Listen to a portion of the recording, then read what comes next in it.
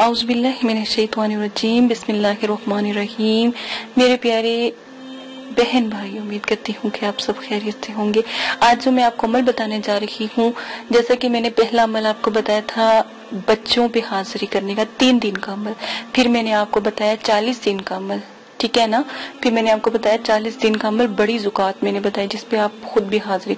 आज मैं आपको सूरह इखलास का ही अमल बताऊंगी, पर बामौक्कल होगा, वो बामौक्कल सूरह इखलास के होंगे तो उनका ये अमल होगा, ठीक है।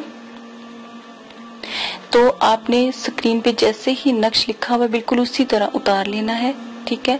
तो नीचे जो इबारत लिखनी है वो है ये खद्दाम हाज़ा सूरह इखलास, यानी सूरह इखलास के जो मोकलीन है ये उनको तस्खीर का जो आगे मैं आपको बता रही हूँ, ठीक है, ये भी आपने साथ में लिखनी है। या खद्दाम हाज़ा सूरह इखलास हाजिर शु बिहक़्क़ि बिस्मिल्लाहिर्रहमानिर्रहीम। सूरह इखलास बिमा परहेज जलाली जमाली बाद नमाज इशा 9 चंदी जुमेरात से आपने पढ़ना शुरू करनी है। 334 मरतबा सिर्फ आप 3 दिन तक पढ़ेंगे।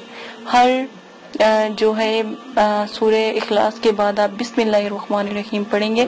फिर मदावत के लिए आपने 21 मरतबा रोजाना पढ़नी है ताकि अमल आपके कब्जे में रहे, काबू में रहे। तरीका हाजिरी के लिए, ठीक है, जब आप इसकी ज़ुकात अदा कर लोगे तो सूरह इखलास को 11 बार पढ़कर अपने ऊपर दम करें तो फौरन हाजिरी हो जाएगी।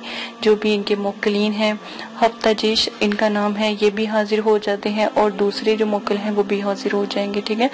तो देखें इनके 4 मोक्कल इस सूरह के ताबे हैं, यानी अहद, समद और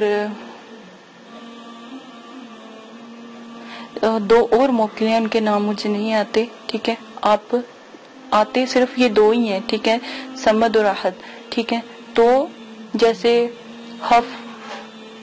हफजेश भी नाम है उनका, ठीक है, वो भी कभी कभी आ जाते हैं। 4 मोक्कल इनके ताबे होते हैं, ठीक है।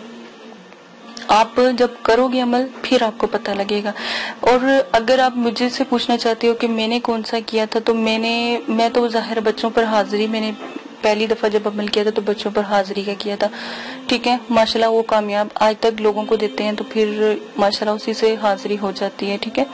तो आप भी शुरुआत हाजिरी के अमल से करें ताकि बच्चों पर हाजिरी करवाएं। तो आपकी मैं कहती